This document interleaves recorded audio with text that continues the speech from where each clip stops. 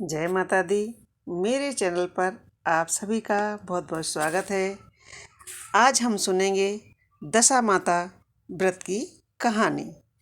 तो कथा सुनने से पहले हम जान लेते हैं कि यह व्रत कब किया जाता है और इसकी पूजन सामग्री क्या है और इसे कैसे करते हैं। तो आइए बताते हैं पूजा की विधि।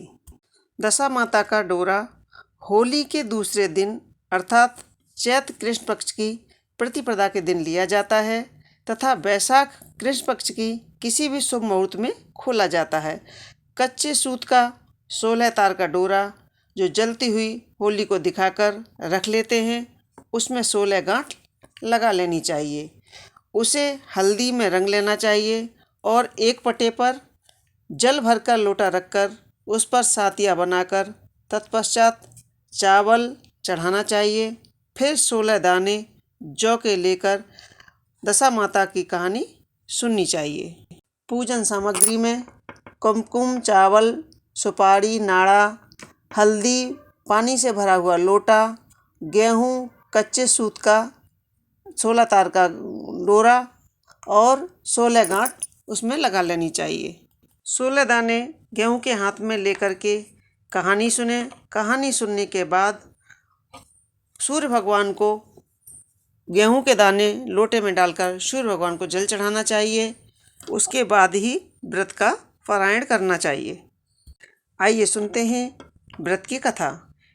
एक राजा नल था, उसके दमयंती नाम की रानी थी। एक दिन एक बुढ़िया राजा के महल के नीचे दशा माता का डोरा बांट रही थी, जिसे लेने के लिए बहुत भीड़ लगी हुई थी। रानी ने भीड़ देख करके दासी से कहा कि यह किस बात की भीड़ लगी हुई है। दासी ने पता लगाकर रानी को बताया कि एक बुढ़िया माँ कच्चे 16 सूत का धागा गांठ बांधकर हल्दी में से रंगा हुआ शारदा माता का डोरा बांट रही हैं। इसकी जो पूजा करेगा 16 जौ के दाने हाथ में लेकर के दशा माता की कहानी सुनकर अपने गले में पहनता है, उसकी धन दौलत खूब बढ़ती है। यह सुनकर रानी ने भी उस बुढ़िया से शारदा माता का डोरा मांग लिया और पूजा करके तथा कहानी सुनकर अपने गले में पहन लिया। एक दिन राजा ने जब रानी के गले में हीरा जवाहरातों के हार के साथ उस डोरे को बंधा हुआ देखा तो उसने रानी से पूछा कि यह किस बात का डोरा है जो तुमने पहन रखा है। रानी ने कहा, यह दशा माता का डोरा है, इससे धन लक्ष्मी बढ़ती है। यह सुनकर राजा ने कहा, हमारे यहाँ किस बात की कमी है, खजाने हीरे मोतियों से भरे पड़े हैं। यह कहकर राजा ने रानी के गले से उस डोरे को उतारकर फेंकवा दिया। उस दिन दशा माता ने स्वप्न में राजा से कहा कि हे राजन, यह डोरा फेंककर तूने अच्छा नहीं किया। अब तेरा धन मिट्टी और कोयला हो जाएगा। दूसरे दिन राजा ने देखा कि उसका सब धन राख हो गया है। यह देखकर राजा और रानी बहुत दुखी हुए। यह इतने निर्धन हो गए कि उनके पास खाने के लिए भी कुछ नहीं रहा। तब राजा ने रानी से कहा कि कहीं अन्य शहर में जाएं और कमाने का रास्ते खोजें। रास्ते में राजा रानी जा रहे थे, एक तालाब के पास रुके। तब राजा ने रानी को एक तीतर लाकर दिया और कहा, इसे पका लो, मैं अभी आता हूँ। रानी ने तीतर पकाया। तब वे उसे खाने को तैयार हुए तो पका हुआ तीतर भी उड़ गया। तब वे दोनों और आगे बढ़े और अपनी बहन के यहाँ पहुँचे।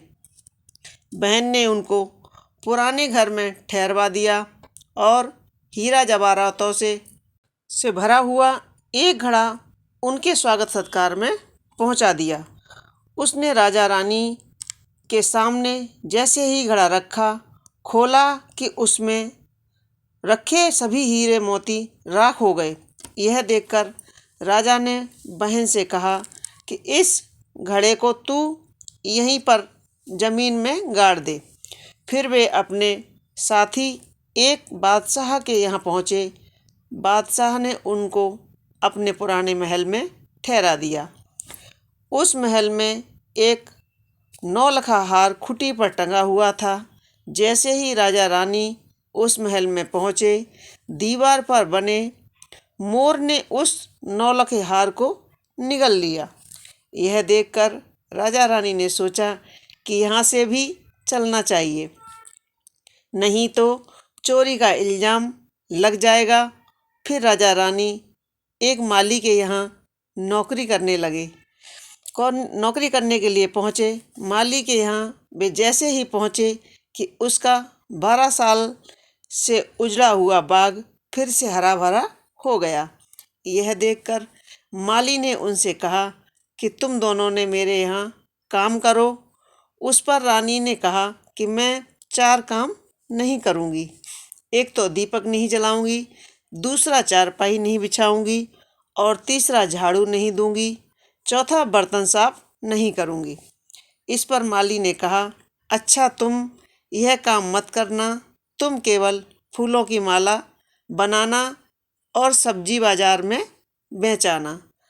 राजा बाग की रखवाली करता रहता और रानी फूल तोड़ती और माला बनाने का काम करने लगी। एक दिन रानी माली की सब्जी बाजार में लेकर के बेचने गई। अन्य स्त्रियों से बोली कि सब्जी ले लो।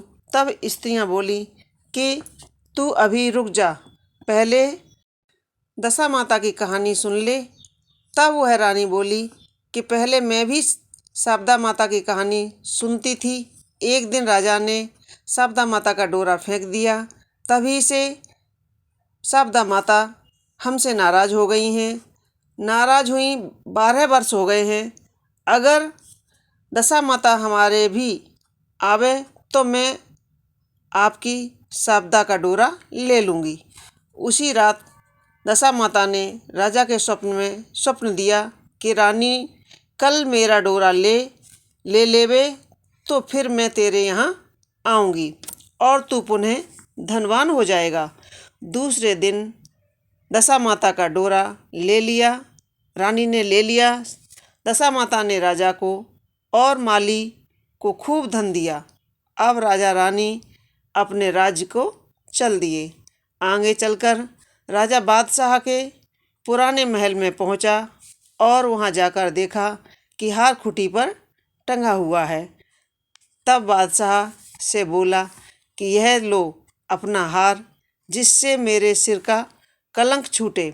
इसके बाद फिर वे राजा रानी अपनी बहन के घर पहुँचे और गड़े हुए उस घड़े को ज़मीन से निकाला तो देखा कि उसमें हीरे जवाहरात भरे हुए हैं। उस घड़े को अपनी बहन को देकर बोले कि अब फिर हमारे अच्छे दिन हो गए हैं। इसके बाद वे तालाब के पास पहुँचे तो देखा जो पका हुआ तीतर उड़ गया था वह वहीं पड़ा हुआ है। इसके बाद वे अपने महल पहुँचे तो देखा कि जो धन राख हो गया था वह फिर से पहले जैसा हो गया है। हे दशा माता, जैसा कष्ट आपने राजा रानी को दिया वैसा किसी को मत देना। जैसा राजधन राजा रानी को लौटाया वैसा सभी व्रत करने वालों पर और श्रद्धा रखने वालों का, कथा सुनने वालों की सभी की मनोकामना पूरी करना और वैसा धन दौलत सभी को देना। बोलिए दशा माता की जय।